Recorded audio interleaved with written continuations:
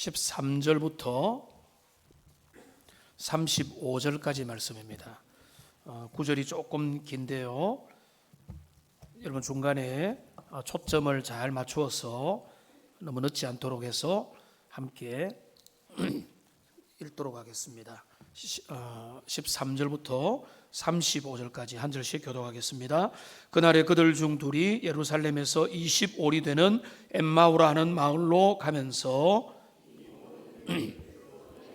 그들이 서로 이야기하며 문의할 때에 예수께서 가까이 이르러 그들과 동행하시나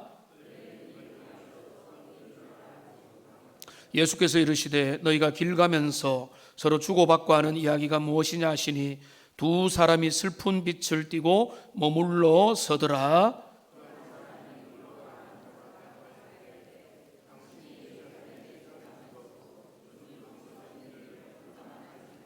이르시되 무슨 일이냐 이르되 나사렛 예수의 일이니 그는 하나님과 모든 백성 앞에서 말과 일에 능하신 선지자이거늘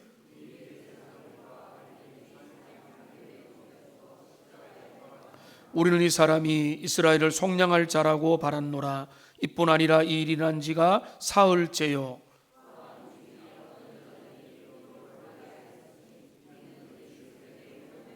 그의 시체는 보지 못하고 와서 그가 살아나셨다는 천사들의 나타남을 보았다 함이라.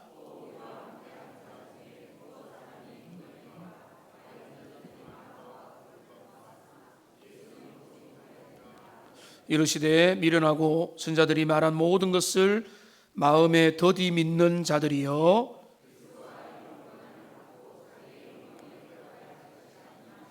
이에 모세와 모든 선지자의 글로 시작하여 모든 성경에 쓴 바 자기에 관한 것을 자세히 설명하시니라.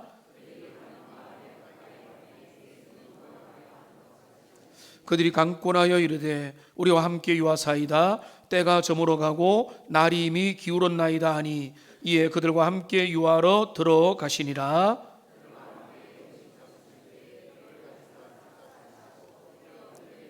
그들의 눈이 밝아져 그인 줄 알아보더니 예수는 그들에게 보이지 아니하시는지라.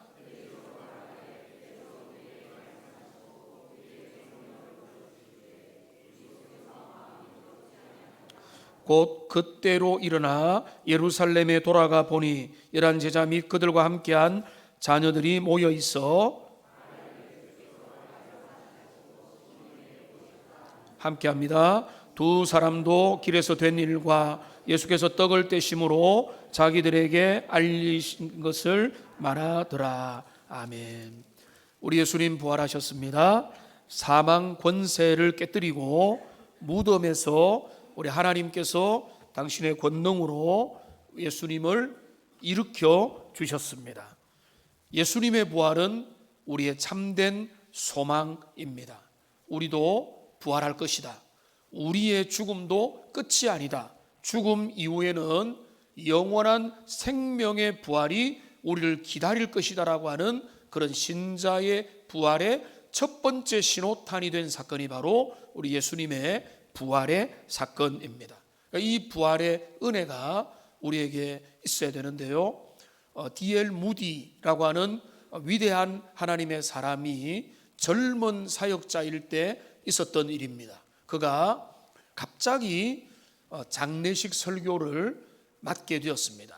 장례식이 갑자기 일어나기도 하지만 갑자기 그 설교를 맡게 되니까 경험이 없다 보니까 당황을 하고 이 무디 목사님은 그때 이제 어떤 본문을 할까라고 고민을 좀 하면서 성경을 찾다가 별로 그렇게 마음에 다가오는 게 없어서 고민 중에 이렇게 한번 찾아보기로 했습니다. 예수님이 장례식장에 참여했던 그 본문을 한번 살펴보자, 이렇게 된 것입니다. 죽음의 현장에 가서 거기에서 예수님이 뭐라고 하셨는가를 살펴보려고 몇 본문을 보다가 이 목사님이 놀라운 사실을 발견했습니다. 성경에 등장하는 예수님의 장례식 참여하는 모든 장면에서 죽음은 깨뜨려지더라는 것입니다.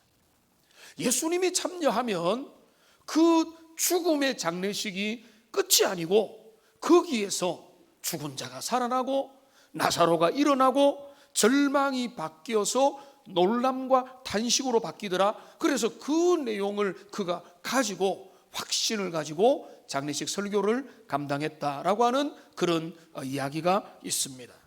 우리에게 이런 그리스도 예수님은 부활하시기 전부터라도 이 땅에 오신 하나님이신 예수님은 부활신앙을, 죽음을 넘어가는 그 신앙을 예수님은 보여주신 것입니다. 이 부활신앙이 오늘 여러분에게 이미 있는 줄로 믿고 여러분에게 주어지기를 주님의 이름으로 축원합니다. 오늘 설교 제목은 여러분 좀 의미가 있는 제목입니다. 부활과 부활신앙입니다. 이 두 가지는 다른 것입니다.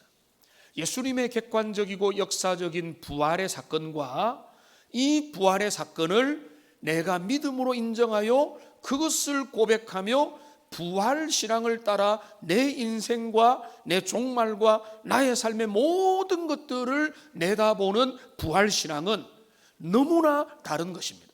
어떤 사람들은 예수님의 부활을 그래 인정한다라고 고개를 끄덕일 수 있습니다. 예수님이 십자가에 달려 돌아가신 것, 고난당하신 것, 부활하신 것, 성육신하신 것, 그래 그렇지 어릴 때부터 배웠고 그렇다고 하니까 목사님도 거짓말을 안 할 것 같으니까 맞겠지라고 생각하고 고개를 끄덕이는 거, 죄송하지만 그거는 신앙은 아닙니다. 그거는 지적인 동이고 친기독교이고 나는 우리 집안은 예수 믿는 집안입니다라고 말하는 정도에 머물러 있는 것입니다. 그런데 부활신앙은 그런 거와는 다릅니다. 부활신앙은 뭔가 하면 그 역사적인 사실과 그 객관적인 진리가 내게 이제는 영향을 미치고 내가 그 신앙의 사람으로 이 땅을 살아갑니다라고 고백하는 은혜가 있는 것입니다. 의외로 또 불행하게도 어쩔 수 없이 이 땅에 많은 교인들이 부활의 사실을 고개를 끄덕이지만은 부활신앙을 가지고 살아가는 자들은 또 없는 분들이 적지 않을 수 있다. 이것이 설교자의 고민이고 목회자의 기도 제목입니다. 저의 솔직한 고백은 다른 게 아닙니다. 우리 성도들 중에 단 한 사람도 부활신앙이 없는 자가 없기를 바란다. 당연히 십자가 신앙도 마찬가지입니다. 십자가 신앙과 그리스도 복음과 그 부활신앙이 그저 지식적인 동의나 그거 배웠고 알고 있다가 아니라 그 부활을 신앙 고백으로 내가 드릴 수 있는 그런 은혜가 여러분 모두에게, 여러분의 가정에게, 자녀들에게 임하기를 주님의 이름으로 축원합니다. 여러분, 이 부활신앙, 그래서 부활과 주님의 부활은요 우리 신앙과 관계없이 부활하셨어요. 내가 신앙이 없어도 주님은 부활하셨다는 말이에요. 내가 신앙이 없어도 주님은 오십니다. 내가 신앙이 없어도 주님의 진리는 그대로 갑니다. 중요한 것은 뭔가 하면 내게 중요한 것은 내게 그 신앙이 있느냐라고 하는 거예요. 오늘 우리 읽었던 이 엠마오로 가는 두 제자의 이 이야기는 우리에게 부활신앙을 가질 것을, 그리고 어떻게 그것이 가능한지, 부활신앙이 없는 이들이 어떻게 부활신앙의 사람으로 그들의 신앙이 회복되는지에 대한 아름다운 이야기를 우리에게 들려주고 있습니다. 오늘 예수님의 두 제자, 하나는 글로바라고 이름이 밝혀졌지만은 두 제자가 엠마오라고 하는 마을로 내려가고 있습니다. 그 엠마오라는 지역은 정확하지도 않고 우리에게 그 지역이 어디냐가 중요한 것은 아닙니다. 오히려 여기 중요한 것은 13절에 보니까 예루살렘에서 25리가 되는 데 있습니다. 25리는 7마일입니다. 그거는 우리 이제 편한 계산법으로 하면은 11km 떨어져 있습니다. 11km 떨어져 있다는 것은 여기서 중요한 건 뭔가 하면 거기에 도착도 안 했고 거기로 내려가니까 예루살렘에서 멀지 않는 마을로 걸어가고 있더라. 대구에서 저 경산 쪽으로 가고 있더라. 이런 개념으로 생각하면 충분한 겁니다.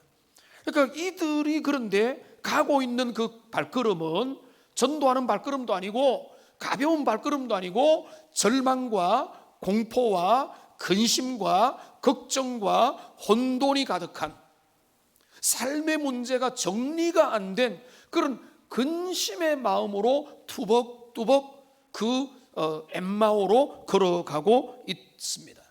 그런데 문제는 뭔가 하면 이들은 예수님과 함께 생활했던 자들이라는 것입니다. 예수님의 진리의 말씀을 들었습니다. 이들은 기적을 눈으로 보았습니다. 예수님의 미래 예언도 다 들었습니다. 맨날 며칠에 고난을 받고 예수님이 영광을 받으실 거라고 하는 그 수차례의 예언도 그들은 들었을 것입니다. 그들은 예수님의 그 고난당하는 모습을 친히 다 눈으로 봤습니다. 그러니까 아이 위트니스, 눈으로 보는 그런 어떤 자들이 된 것입니다. 그런데 그런 주님의 많은 것들을 경험했지만은 지금 그들은 절망 가운데 엠마오로 가고 있더라는 것입니다. 그런데 뭡니까? 우리 주님께서, 부활하신 주님께서 그 연약한 두 제자를 찾아가셔서 그들에게 위로하시고 은혜 주시고 그들의 부활 신앙을 새롭게 회복시켜 주시는 겁니다. 오늘 그래서 이 본문에 내용이 꽤 많이 있지만은 그 중에서 중요한 한 몇 가지만 함께 살펴보겠습니다. 먼저 첫 번째로 이 본문에서 우리를 깜짝 놀라게 하는 것은, 우리가 주목해야 되는 것은 뭔가 하면 예수님의 부활과 나의 부활 신앙은 전혀 관계가 없을 수 있다는 이 놀라운 사실입니다. 우리 주님은 이미 부활하셨습니다. 그런데 이 제자들은 부활 신앙으로 도무지 못 가고 있는 그런 단계에 놓여 있습니다. 그러니까 그들은 보고 듣고 이야기를 들었으나 믿지 못하니까 알지 못하고, 알지 못하니까 순종도 못하고 부활 신앙으로 나가지도 못하는 어정쩡한 상태에 놓여 있더라는 것입니다. 이들은 많은 것들을 경험했습니다. 오늘 저와 여러분들이 많은 성경의 이야기와 기독교 지식들과 복음에 대한 이야기를 조각조각 들었던 것처럼, 알고 있는 것처럼 그 모든 것들을 이 두 제자도 알고 있었다는 것입니다. 여기 보십시오. 여러분, 그들이 길을 가는 중에 그들은 서로 대화를 나눕니다. 여러분 머릿속에 상상을 해보십시오. 두 사람의 친밀한 대화는 아름답습니다. 두 사람이 좋은 길을 걸어가면서 대화를 나누면 얼마나 멋지고 아름답고 그것이 멋진 한 폭의 그림입니까? 그런데 그들도 대화를 나눕니다. 14절을 보십시오. 이 모든 된 일을 서로 이야기하더라. 그들의 관심은 온통 그들 가운데 있었던, 최근에 있었던 몇 년간의, 그리고 며칠 만에 일어났던 일들에 그들의 관심을 가지고 있는 것입니다. 그들은 이런 이야기를 하는 중에 예수님이, 부활하신 예수님이 그들 가운데 등장하셨습니다. 그런데 그들은 알아보지를 못했습니다. 물론 그들의 영안이 어두워서 예수님을 못 알아봤다는 것은 좀 어울리지는 않습니다. 왜냐하면 영안이 열려야 예수님을 알아본다 이런 건 아니기 때문에, 부활하신 예수님을 알아보지 못한 이유는 다른 복음서와 비교해서 생각해 보면 부활하신 예수님은 원래 이전의 모습과는 좀 다른 모습으로 부활체로 예수님이 나타나셨고, 부활하신 예수님은 시간과 공간을 초월하시기 때문에, 그리고 이분은 그 어떤 특별한 이유로 그들이 바로 알아채지 못하는 어떤 다른 모습으로 나타나신 것으로 보여집니다. 근데 그들 앞에 나타나셔서 나중에 제자들 앞에서 내 허리에 그 장자국을 보라, 손에 못자국을 만져보라고 하신 예수님이라고 한다면은 그들이 눈으로 인식을 할 수 있었을 것인데, 어느 정도 즉각적으로 인식을 못할 정도로 부활하신 예수님은 가장 다른 모습으로 나타나셨다, 이렇게 볼 수 있습니다. 그런데 예수님이 나타나셔서 그런데 예수님이 그들에게 묻습니다. 너희가 서로 주고받는 이야기가 무엇이었느냐라고 하니까 이 두 사람은 뭐라고 이야기하는가 하면 당신이 그것도 모르느냐라고 이야기를 하고 있습니다. 18절을 보시면은 당신이 예루살렘에서 체류하면서도 요즘 거기서 된 일을 혼자만 알지 못하느냐.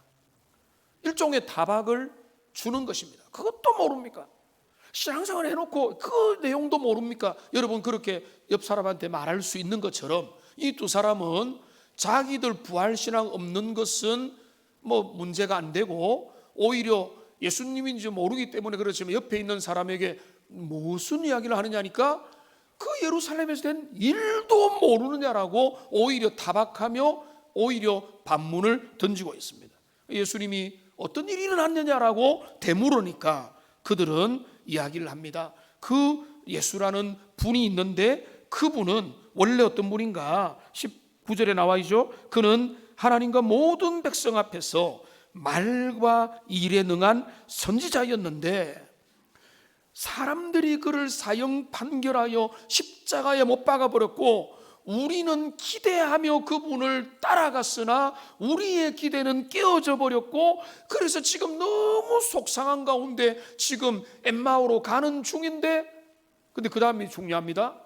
어떤 사람들은 심지어 여인들이 하는 말이 뭔가 하면 그 예수님의 장사된 무덤의 시체를 돌보기 위해서 갔는데 시체가 없어졌다고 할 뿐만 아니라 천사가 나타나서 그분이 살아나셨다고 하는 이야기까지 하는 그런 소문도 우리가 듣고 왔다, 이렇게 말하는 거예요. 근데 그뿐만 아닙니다. 그래서 내가 잘 알고 있는 여러분 베드로 알죠 하면서 베드로와 요한도 그 무덤에 갔는데 역시 시체 발견하지 못하고 돌아왔다는 이야기까지 했는데 그 이야기를 줄줄줄줄 설명하면서 부활신앙도 못 가지고 절망 가운데 그 길을 걸어가고 있다는 것입니다. 여러분, 우리가 첫 번째로 봐야 될 모습은 이것입니다. 주님의 부활과 우리의 부활신앙은 전혀 관계가 없을 수도 있습니다. 오늘 장로님 기도하신 것처럼 세상에 많은 사람들 예수님의 십자가의 은혜와 부활의 신앙과 전혀 관계없이 살아가고 있지 않습니까? 그런데 여러분, 세상에 믿지 않은 사람들이 그런 것도 문제지만은 오늘 주님 안에서 예배를 드리고 교회 안에서 활동도 하고 신앙의 조각조각 지식들도 많이 가지고 있고 이런 것 저런 것 대충 알 바 알고 웬만한 이야기와 스토리도 아는데 부활신앙은 가지지 못하고 그들의 신앙은 부활신앙으로 내 신앙으로 연결되지 못하는 그런 일들이 저에게도 여러분에게도 얼마든지 있을 수 있다는 사실입니다. 그러니까 지금 우리는 이 두 사람이 예수님에 대한 고급 정보를 눈으로 본 자요, 그들은 누구보다 가까이에서 예수님의 행적을 알고 그분을 존경하고 그분을 기대했고 그분의 모습과 고난당하는 모습까지는 다 눈으로 보았고 부활하신 그 모습을 소식으로도 들었지만은 그 신앙은 내 것이 아닌 그런 상태에 그들이 놓여 있다는 것입니다. 여러분, 이런 것이 우리의 신앙을 도전과 경고를 주는 것입니다. 그런데 이들이 회복이 됩니다. 오늘 본문은 우리에게 희망과 소망을 주는데 이들의 회복이 어떻게 시작되는지 몇 가지로 살펴보면은 가장 중요한 것은요, 이들의 회복은 이들을 통해서 주어지지 않습니다. 우리 주님께서 저들을 찾아가십니다. 주님이 그들을 찾아가셔서 그들에게 전하고 그들의 마음이 변화될 때에 부활신앙이 일어나게 된 것입니다. 여러분, 주님의 은혜는, 가장 놀라운 은혜는, 제 말씀을 준비하고 또 특별 새벽 기도를 하고 십자가 은혜를 생각하면서 제 마음에 가진 가장 큰 은혜는 우리가 주님을 찾아간 것이 아니라 주님이 은혜의 손길을 우리에게 내민 사건이 최고의 은혜의 사건임을 여러분 믿음으로 고백하는 은혜가 있기를 소망합니다. 그것이 제일 큰 은혜예요. 여러분, 이들이 모범생입니까? 이들이 지금 잘하고 있습니까? 열심히 기도하고 있습니까? 소망을 품고 흔들리지 않고 있습니까? 그게 아니잖아요. 절망과 슬픔과 근심 가운데 어떻게 될지 모르고 혼란 가운데 엠마오로 내려가는 그들에게 주님이 찾아가셨다. 우리 주님은 그들만 찾아간 게 아닙니다. 지금 물고기나 잡으러 가야 되겠다는 베드로와 7명의 제자들을 찾아가시고, 절망 가운데 있는 사람들을 찾아가시고 위로하여 주시고 자기 백성들을 이끌어내시는, 그러니까 여기서 우리가 보는 우리의 소망은 뭔가 하면, 우리는 부족해도 주님은 자기 백성을 포기하지 않고 그들을 찾아가시는 은혜의 주님임을 우리는 믿습니다. 그 은혜가 중요한 거예요. 우리가 실수 안 하고, 우리가 능력 많고, 우리가 물질이 많고, 우리가 이 땅에서 열심히 살면 주님이 우리에게 은혜 주신다, 그런 주님이라면 우리 너무 두려워요. 우리는 자격이 없어요. 그런데 오늘 소망은 뭔가 하면, 자격 없는 자들, 많은 지식과 많은 것을 가지고도 여전히 더디 믿는 그들에게 우리 주님은 포기하지 않으시고 그들에게 찾아가셨고, 저에게 이미 오래전에 찾아오셨고, 여러분 중에 많은 분들에게 찾아오셨고, 오늘 여러분들 중에 우리 주님이 어느 순간에 포기하지 않으시고 택한 백성이라면 그들을 찾아가실 줄로 믿습니다. 우리 주님 포기하지 않으세요. 우리가 포기해도 주님 우리를 포기하지 않습니다.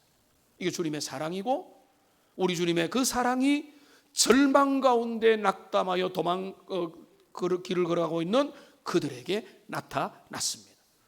그런데 또 놀라운 얘기가 있습니다. 나타나서 어떻게 하셨는가? 제가 이 본문을 보면서 제일 지금 이제 신기한 것은, 예수님은요 자신의 살아난 몸으로, 부활한 몸으로 그 제자들을 설득하지 않으세요. 오히려 자기를 감추십니다. 부활하신 주님이라는 것을 제일 보일 수 있는 것은, 여러분 뭐라고 말이 하죠? 보여주면 믿을게. 여러분, 주님은 뭐라고 하시죠? 보고 믿는 것은 믿음이 아니다라고 하시죠. 보여주면 믿는다. 이거는 믿는 게 아니라 그거는 믿을 이유가 없는 거예요. 그거는 논리, 실존주의고 경험주의고 합리주의고, 보이니까 믿겠다는 거 아닙니까? 또 주님은 뭐라고 하십니까? 주님은 뭔가 하면은 당신의 부활하심을 네가 받느냐 믿으라고 하지 않으신다는 게 놀라운 거예요. 그리고 어떻게 하시는가 하면, 우리 주님이 그 두 제자에게 주는 방식이 뭔가 하면 진리의 말씀을 그들에게 또다시 가르치시는 겁니다. 그러니까 우리의 신앙이 진짜 회복되는 그 은혜의 핵심이 뭔가 하면 말씀이 우리 가운데 다가와야 되는 것입니다. 여러분 25절을 보십시오.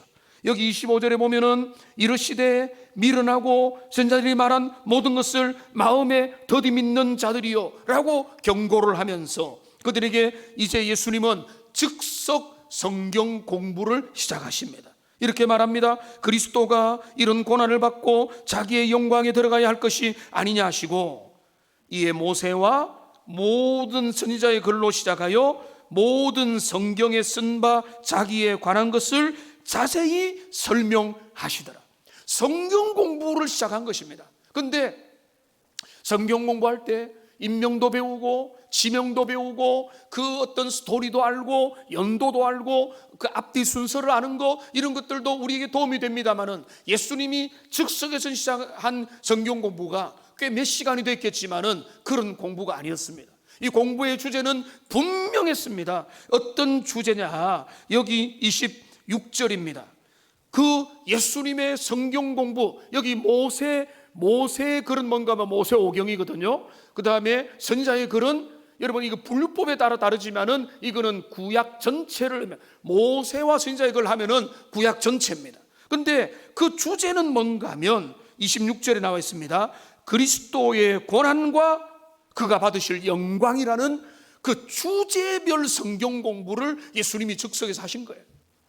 뭐 아브라함이 뭐 다른 사건 이런 걸 말한 게 아니고, 성경의 구약의 모든 내용들 중에서 가장 중요한 것이 뭔가 할 때 그리스도의 고난받으심과 그분이 고난 다음에 영광을 얻어서 그가 부활하실 거라고 하는 것을 성경 구약의 전체를 통해서 그분이 가르쳤다는 것. 여러분, 단순한 성경 공부도 우리에게 중요하지만은 성경의 핵심을 꿰뚫는 연구, 하나님의 말씀의 핵심으로 심장부로 들어가는 그 일들, 이것이 우리의 신앙의 본질이 되어야 되는 것입니다. 예수님은 자신의 몸으로 그 부활을 검증하고 보여주는 것으로 그들의 의심은 금방 사라질 수 있었겠지만은 주님은 그 방법을 사용하지 않습니다. 성경을 끄집어냅니다. 모세의 오경을 이야기합니다. 구약을 여전히 예언의 말씀을, 하나님의 약속의 말씀을 끄집어내어서 그 말씀대로 메시아가 돼야 된다는 것들을 예수님은 풀어주시는 겁니다. 여러분, 그 말씀이 우리의 마음의 진리의 기준이 될 때 말씀을 통해서 우리의 신앙은 살아나게 될 줄로 믿습니다. 그러니까 말씀의 은혜를 받아야 돼요. 말씀의 은혜를 받지 못하고 말씀을 통해서 눈이 열리지 못하는데 신앙이 좋다, 신앙이 발전한다, 이런 것은 없습니다. 불가능합니다. 우리 주님마저도 이 두 제자들에게 여전히 말씀을 가르치고 그 가르친 말씀 앞에 그들이 반응하도록 하면서 주님의 은혜가 나타난 것입니다. 여러분, 신앙의 기초는 뭡니까? 며칠 전에 어떤 권사님과 다른 이야기로 대화를 나누다가 그 권사님이 이런 이야기를 하세요. 목사님, 저는 진짜 말씀만 믿고 따라가고 있습니다 라고 이야기를 하시더라고요. 사람도 안 믿고 다른 것들 내가 기대하는 게 아니라 말씀만 믿고 따라갑니다. 제가 정말로 칭찬을 해드렸어요. 권사님, 사실 그게 신앙의 제일 중요한 겁니다 라고 칭찬을 해드려요. 여러분의 신앙의 기초는 뭡니까? 눈에 보이는 사람입니까? 눈에 보이는 조직입니까? 건물입니까? 그게 아니거든요.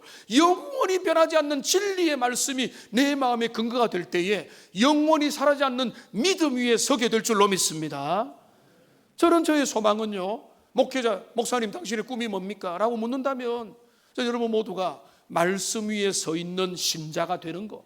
그래서 불신이 오든 역경이 오든 삶의 고난과 어려움들 속에도 주님의 말씀 붙들고 이 땅의 삶을 살아가는 하나님의 사람이 된다면 저의 소명을 이룬 것이고, 저는 그 권사님을 돌아서면서 가만히 생각하니까 목회 보람이 있다.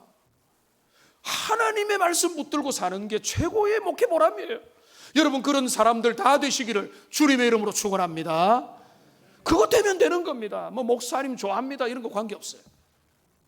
그게 중요한 게 아니에요. 진리의 말씀, 내가 이 말씀, 주의 말씀이 여기 계시오니 내가 어디로 가리까라는 그 진리의 사람이 되도록 우리 주님이 절망하고 낙담하는 그 지식들이 많이 있었지만은 깨닫지 못한 그들에게 찾아가셨다는 겁니다.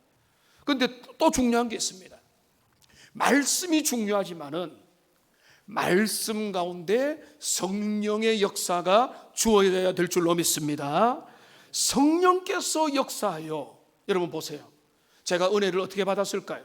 성령께서 내 마음을 열어주시고 말씀을 들을 때에 그 말씀에 내 영혼이 화답하여서 내 영혼이 감격하고, 그렇구나, 나의 죄악이 깨달아지고 말씀이 그대로 믿어지고 내 영혼을 향한 주님의 사랑이 믿어지고 십자가의 은혜를 믿어지고, 그러니까 당연히 내가 보지도 못했던 재림의 소망도 믿으면서 영원한 소망을 붙들고 살아가게 했던 그 모든 것이 어디 시작되는가 하면 내 마음 눈이 밝아지는 데서 시작되는 것입니다. 오늘 이 엠마오 제자들은요, 원래 그들은 예전에 예수님 죽으시기 전에도 말씀을 들었던 사람입니다. 설교를 들었습니다. 그런데 오늘 이 순간 엠마오로 가는 길에 예수님이 말씀을 풀어주실 때 그들의 마음 눈이 밝아졌습니다. 눈이 밝아졌습니다. 여기 보십시오. 31절을 보십시오. 그들이 눈이 밝아졌습니다. 32절을 보십시오. 그 말씀을 우리에게, 성경을 풀어주실 때에 우리의 마음이 뜨겁지 아니했느냐.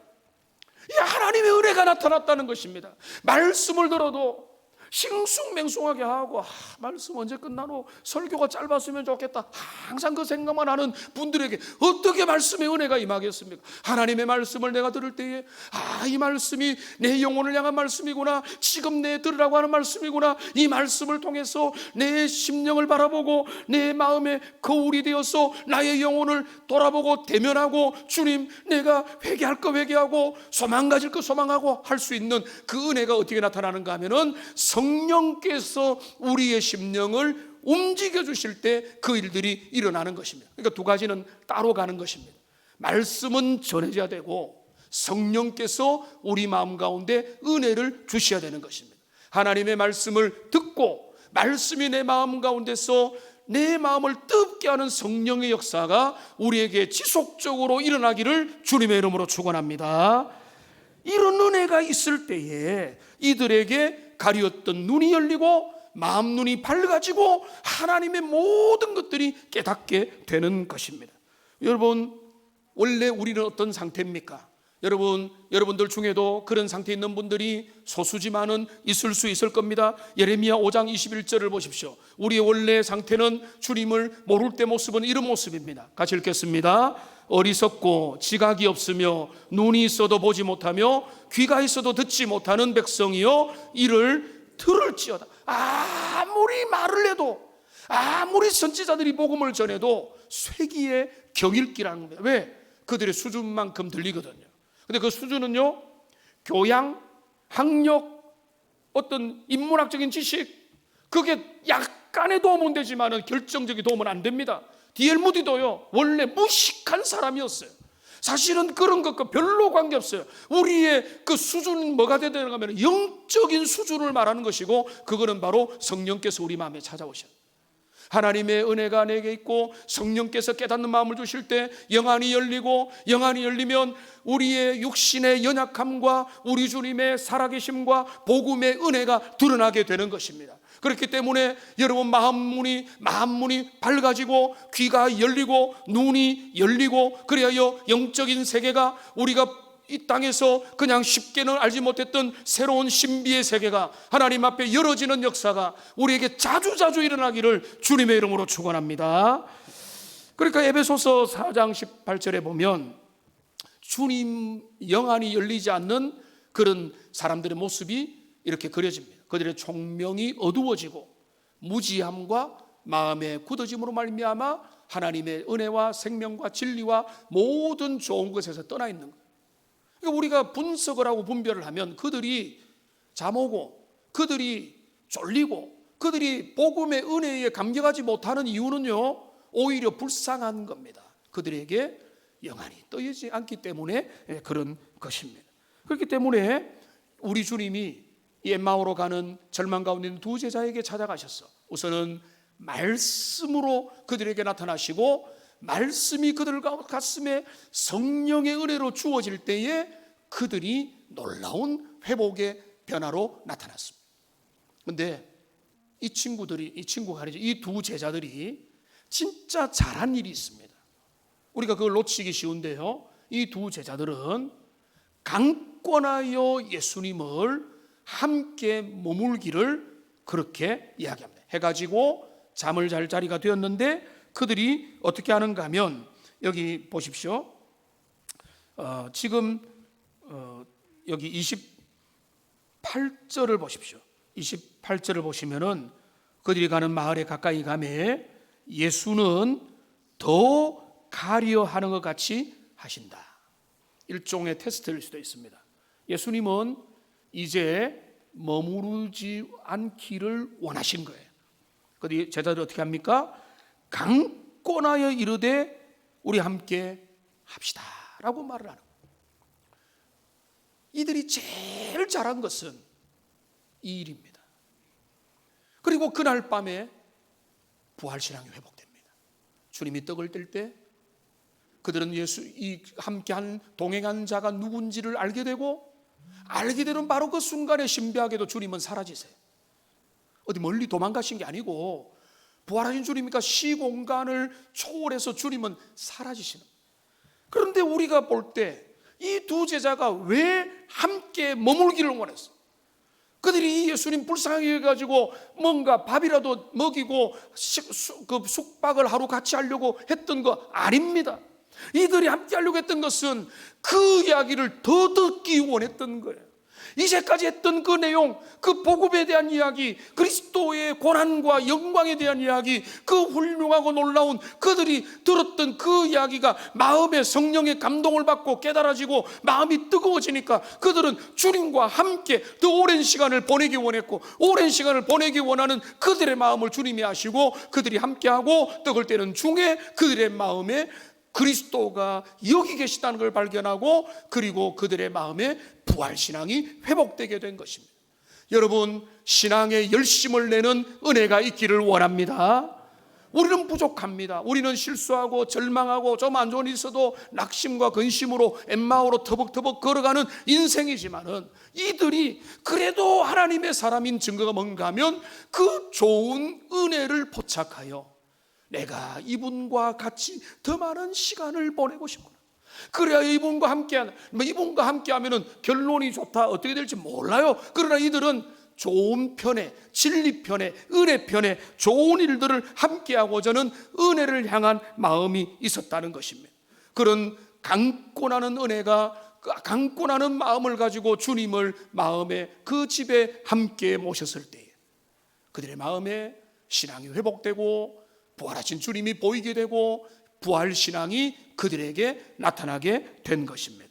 우리에게 이런 은혜가 있기를 주님의 이름으로 축원합니다. 시편 119편 18절을 보십시오.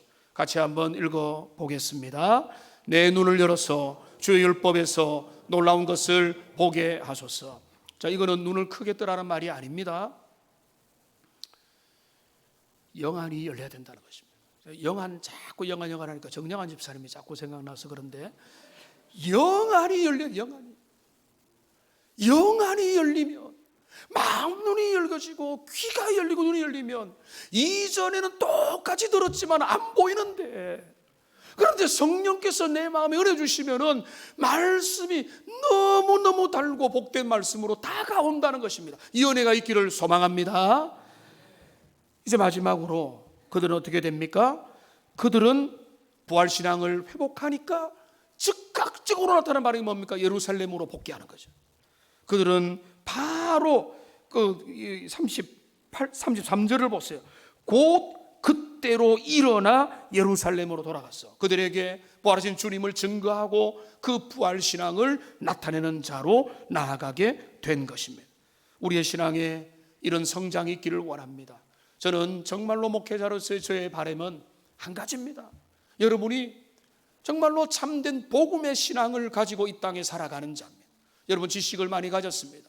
많은 기독교 정보와 성경의 이야기와 어릴 때부터 신앙생활 한 사람들은 온갖 스토리와 이야기들이 조각조각 있을 것입니다. 이 모든 것들이 그리스도 예수 안에서 연결되는 은혜가 있기를 소망합니다.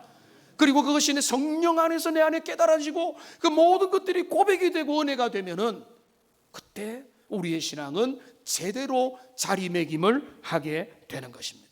저는 오늘 설교 결론을 함께 찬양을 부르면서 맺기를 원하는데요, 제가 우리 김현우 강도사님이 계시는데 이 찬양을 모른다고 해서 세대 차이가 벌써 나기 시작하는구나 라고 했습니다. 이 찬양이 뭔가 하면 엠마오의 두 제자입니다. 아는 분 많죠? 예, 많은데 이 찬양을 이번 주에 한 수십 번 부르고 듣고 했던 것 같아요. 그런데 이 찬양의 가사는 아주 곡도 쉽고 단순하지만 우리 울림이 줍니다. 2절 가사를 보면은 이렇게 됩니다. 화면에 띄워주시면 악보를, 이 세상 사는 길 엠마오의 길, 끝없는 근심이 앞길을 막으나 주 예수 우리에게 나타나시사 새 소망 주심을 믿사옵니다. 이 찬양이 왜 우리에게 은혜가 되는가 하면, 오늘 살아가는 우리도 엠마오로 가는 두 제자의 상태에 머물러 있는 분들도 꽤 적지 않을 수 있다고 하는 저의 높아심 때문에 그래요. 그런데 그들에게도 소망이 있습니다. 주님은 너 그거밖에 안 되라고 하지 않으세요. 그들이 찾아갔어요. 그 은혜가 우리에게 임하기를, 이미 임했다면 그 은혜가 회복되기를 기다리는 마음으로 1절부터 같이 한번 고백으로 부르겠습니다.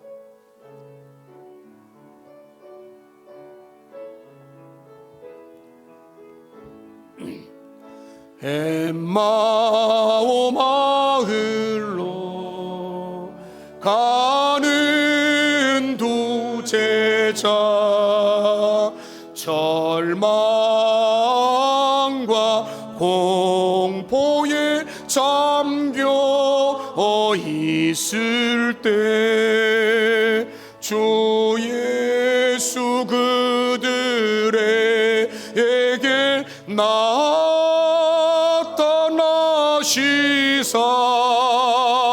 참되신 소망을 보여주셨네.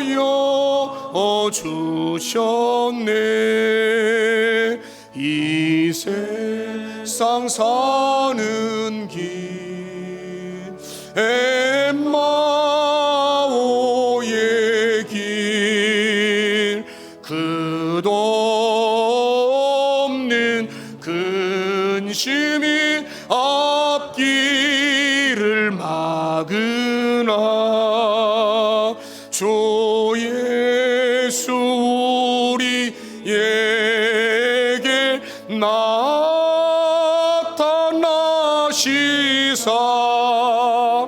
새 소망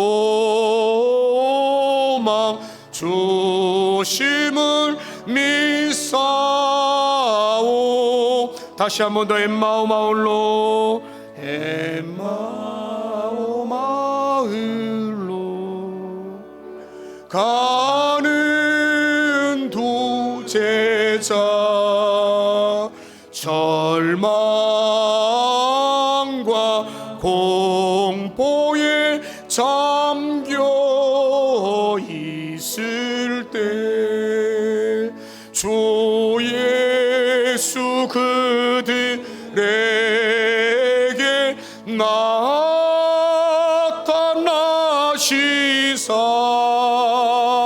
참되신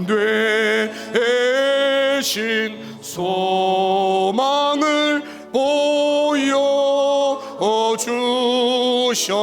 이 세상 사는 길 엠마오의 길, 끝없는 근심이 앞길을 막으나 주 예수 우리에게 나타나시사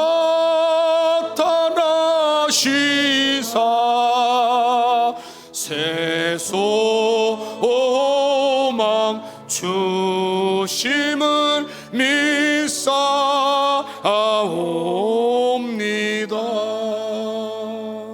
기도하겠습니다. 이 세상 사는 길, 엠마오의 길, 끝없는 근심이 앞길을 막으나 부활의 주